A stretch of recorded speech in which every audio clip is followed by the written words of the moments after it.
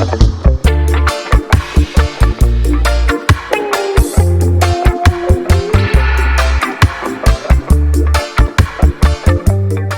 hip-hop continued to surface on record, a few prescient journalists and others in wider society began to recognize that this rapping phenomena they were hearing on record was perhaps not the passing fad many had first assumed it to be, and moreover, that perhaps the records they were hearing did not even accurately reflect what was really happening on the street corners, the clubs, the parks in places like the Bronx, in Harlem, and moreover, that the musical aspect of it, the MCing or rapping, the DJing, were only two aspects of a larger youth culture that was getting ready to boil over from the streets, that it was also connected with b-boy dancing, or break dancing as it came to be known, and graffiti art. Graffiti art had first started to surface in the early 1970s, progressed through the decade, becoming ever more elaborate as artists who called themselves writers would bomb surfaces, walls, subway trains in riotous explosions of color, ever more enigmatic images, and highly distorted lettering. It was very controversial. Many in the public irritated by it. Public officials, transit officials determined to stamp it out. Even the mayor of New York came out very strongly against it, but the art world was beginning to recognize it as something new, the next big thing. One who is uniquely poised to bridge these divergent worlds was a young man named Frederick Braithwaite. He had grown up in the Bedford-Stuyvesant neighborhood of New York, had envisioned some kind of career for himself in the arts, and then when he discovered graffiti art, he began tagging himself. In 1979, he introduced himself to a well-known graffiti artist by the name of Lee Quinones, the two becoming friends, and Quinones inducted Braithwaite into a loose crew of graffiti artists called the Fabulous Five, Braithwaite taking on the name Fab Five Freddy. By 1979, the two had traveled to Italy to display their art in a gallery there. Braithwaite, only 19 years of age at that time. Into 1980, he would continue to serve as something of an ambassador between the culture itself on the streets and the wider world. His natural confidence, extroverted nature, allowing him to assimilate into different crowds, different segments of society. He soon began mingling with well-known artists like Andy Warhol and pop stars like Deborah Harry and Chris Stein of the band Blondie. He would also open doors for the practitioners of the culture, for artists like Grandmaster Flash and Afrika Bambaataa. He would get them gigs downtown, more upscale clubs where white audiences who maybe wouldn't travel into the Bronx, into Harlem to come see them, could go and see Afrika Bambaataa or Grandmaster Flash spinning on the turntables. One night, Deborah Harry was introduced to Grandmaster Flash by Fab Five Freddy and told Flash that she was going to write a song about him. This year, 1980, The Clash would release a song called The Magnificent Seven, which incorporated rapping. Having discovered the music of Grandmaster Flash and the Sugar Hill Gang, would appear on their Sandinista triple LP, and that year would also see the band Blondie record a song called Rapture, featuring Deborah Harry going into a rap where she name checks Freddy himself as well as Grandmaster Flash. Fab Five Freddy tells me everybody's fly. Flash is fast. Flash is cool.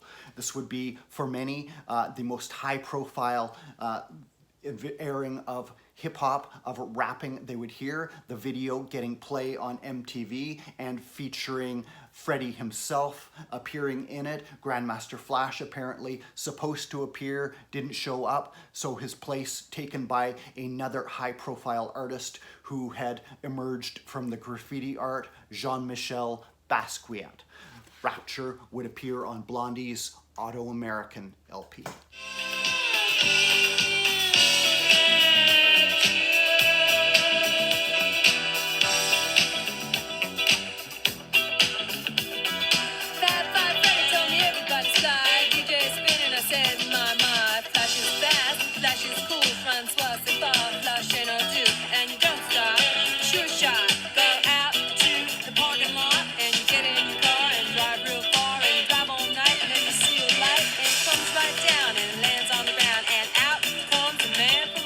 Debbie Harry of Blondie would also present the very first hip-hop act ever to appear as the musical guest on the influential TV program Saturday Night Live. The Funky 4+1 rap crew, including pioneering female MC Sha Rock, would perform on the show on February 14th, Valentine's Day of 1981. Meanwhile, Fab Five Freddy continuing to open doors for top acts like Grandmaster Flash and the Furious Five, Afrika, Bambaataa, and others to perform before white audiences at clubs downtown. Students from NYU, punk rockers, new wavers, interested to check out hip-hop music without having to travel into the Bronx, into Harlem, not feeling safe venturing into those areas.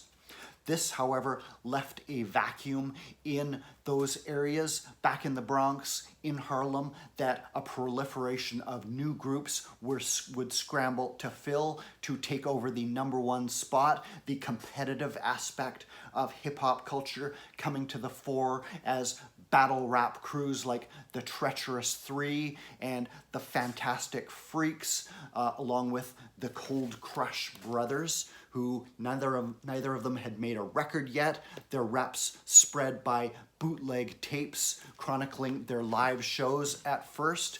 The Cold Crush Brothers featured as their leader Grandmaster Kaz, whose rhymes had formed much of the basis of Rapper's Delight by the Sugar Hill Gang, for which he was neither credited nor recompensed.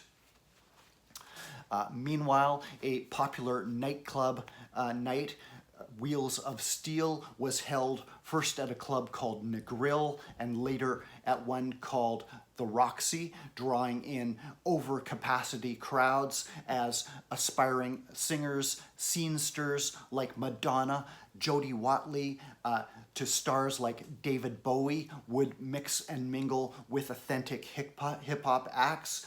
B-boy dancers and others was a trendy night that would give rise to an international tour of hip-hop acts by the early 1980s. The scene was changing fast as it was getting more public attention, as record companies were taking notice, as art galleries were taking notice. Things were changing. A pair of films would appear that would chronicle this culture before it changed forever, and Fab Five Freddy would be deeply involved in getting one of them off the ground. He had met a white documentary filmmaker by the name of Charlie Ahern and proposed that they make a film together chronicling hip-hop culture that would star Fab Five's friend, the graffiti artist Lee Quinones. They got work on the film, which would star no professional actors, but instead the actual practitioners of the culture, the graffiti artists, the rappers, the DJs, all appearing as themselves, be filmed entirely on location in the Bronx. Only a very loose plot involving a show being put on, no professional actors, but serving as an authentic representation of the culture. The Cold Crush Brothers appearing, their rivalry with the Fantastic Freaks caught on film in a basketball court scene. Grandmaster Kaz putting on a performance, as well as acts like Busy Bee, the Double Trouble group, and many more. The soundtrack to Wild Style, the film, would be overseen by Fab Five Freddy himself, along with Chris Stein from Blondie. Seminal hip-hop film.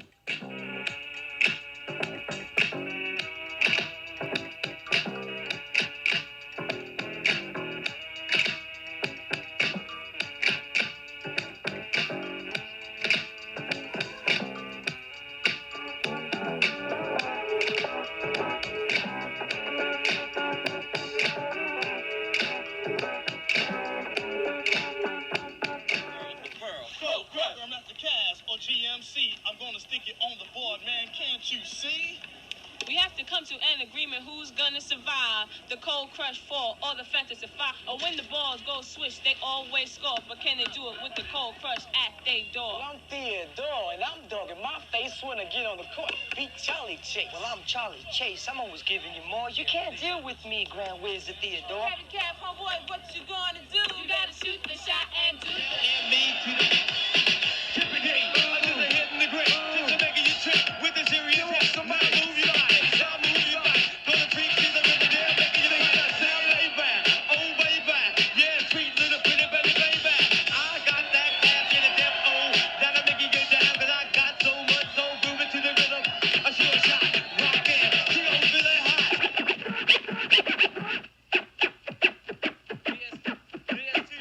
Okay, ladies and gentlemen, we need a little crowd participation. We'd like to thank you for coming down to the Lower East Side Amphitheater and having a rap attack. Come on, Charlie, go wild style for us right now. To start things off, a nice round of applause for Cool Mo D. Come on.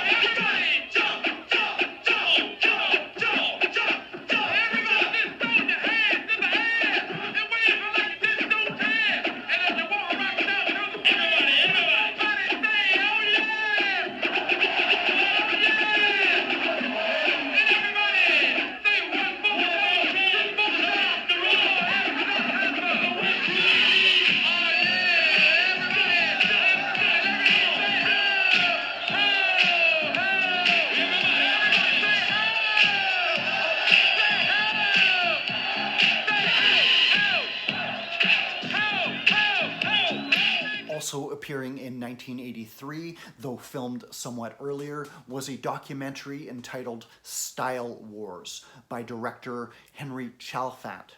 Chalfant was a white sculptor turned photographer who had spent a lot of years in California, in Berkeley, before relocating to New York in the 1970s. There, he became fascinated by the graffiti art he would see rolling by on subway trains, began taking photographs of them, which were eventually displayed in an art gallery.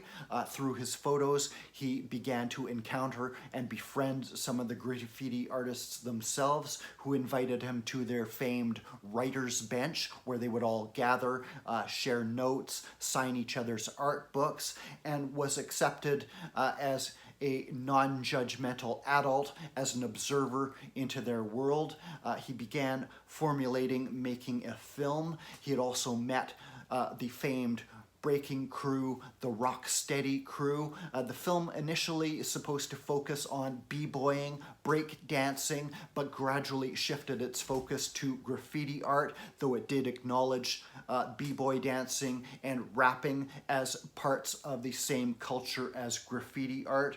The film would document many of the actual artists themselves, just kids, not all black or Latinos, many white kids as well, getting into graffiti art, signing their names, these ever more elaborate murals that would be spray painted across subway cars, flat surfaces across the city, and it would capture graffiti at a awkward juncture as it was being latched onto by the art world while being clamped down on by public officials, a hostile public.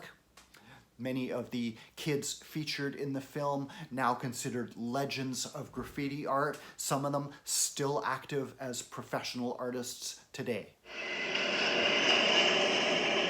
At At the Grand Concourse 149th Street station in the Bronx, graffiti writers gather at what they call the writer's bench.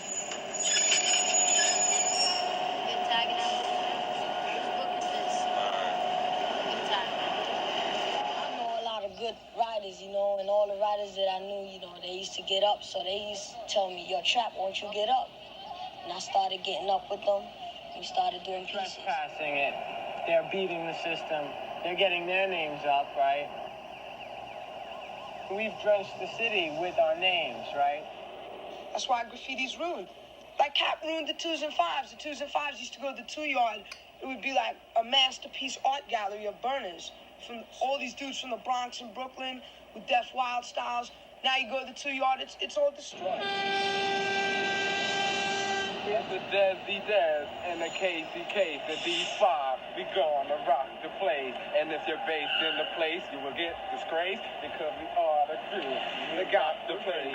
Rock socket, rock it in the pocket. Socket, rock it in the pocket. Say, what's that girl front of the train? Took it to the doctor, so I'm on again. Stabbed that man right in his heart. Gave him a transplant for the last 20 years, there really hasn't been anything hot. There have been no movements since pop art.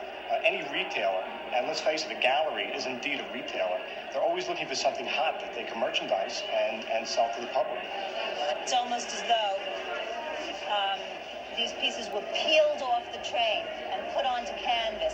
So you have the same energy, you have the same coloring, you have the same intensity and the same big piece that you would see on a train. So then I just decided not to do the freezing, keep on spinning. So it goes like this. I put my arm right here, and it's easy, and I push my arm and swing my left leg to my right leg, both of them around. Swing your leg.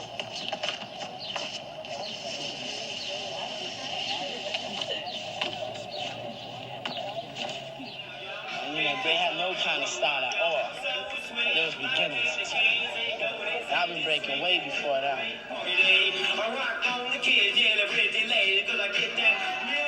We started doing better routines than they were.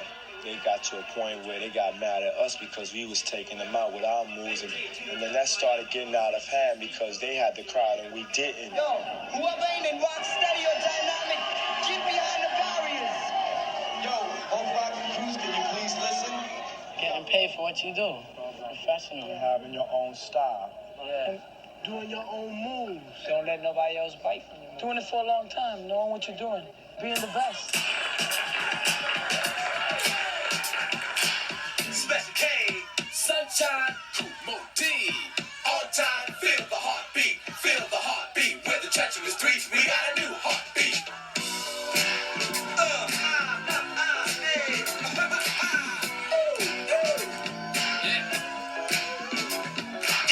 Get loose, mostly get loose. Just one heartbeat, show you got juice. Have fun, have fun, have fun, have fun. Hip-hop's profile continued to raise in the early 1980s, from early appearances on film in Wild Style and Style Wars to rappers, graffiti artists, b-boy dancers traveling overseas to far-flung countries such as France to appear there, fostering the seeds of international hip-hop culture.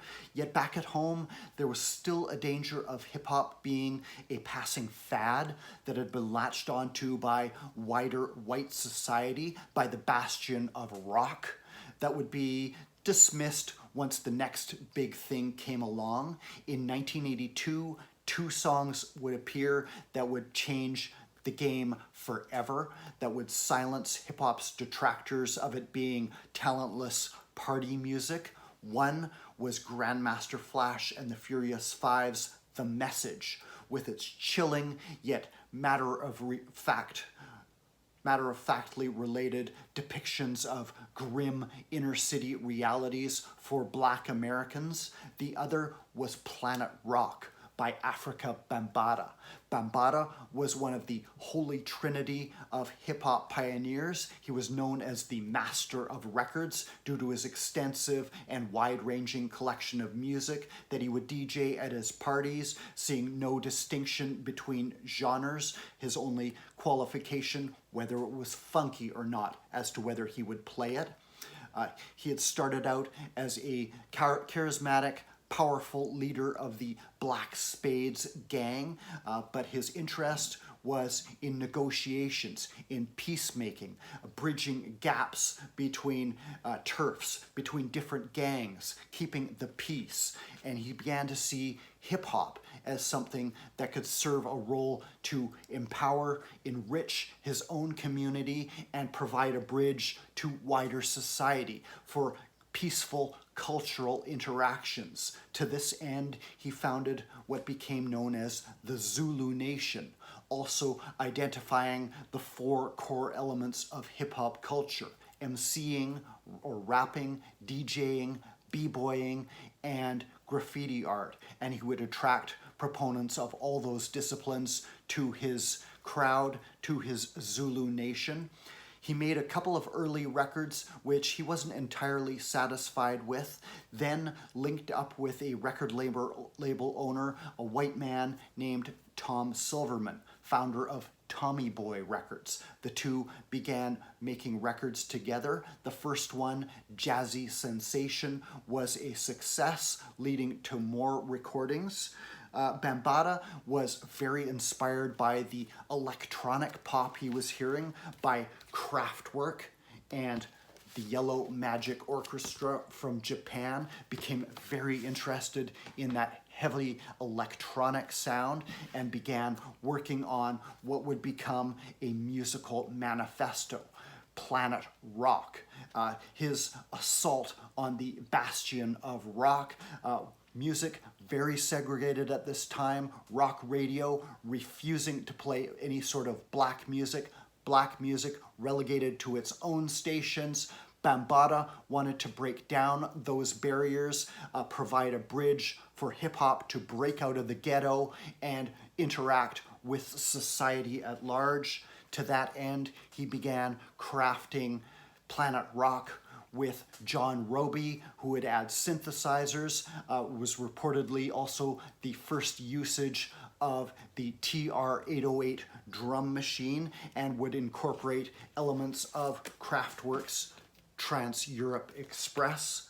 Planet Rock, seen here is a 12-inch single, Canadian pressing on the 21 Records label, would do well, would introduce a new sound to hip-hop, very highly electronic oriented sound with distorted vocals provided by Bambaataa's crew. The Soul Sonic Force would do well on the dance floors, the clubs, and provide a new palette of sounds for hip-hop to draw from.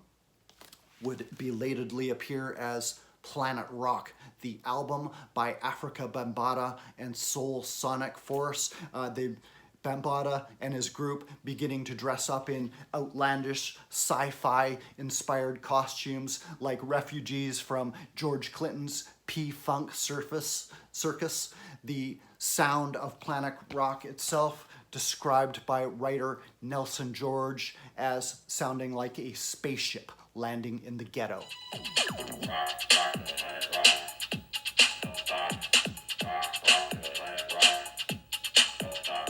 Soul Sonic Force, the big power. MC Glow, we emphasize this show, we got ego. Make this your night, it's different, right? In my day, as the people say, live it up, shucks. Work or pay, I want is free. Be what you be, to me.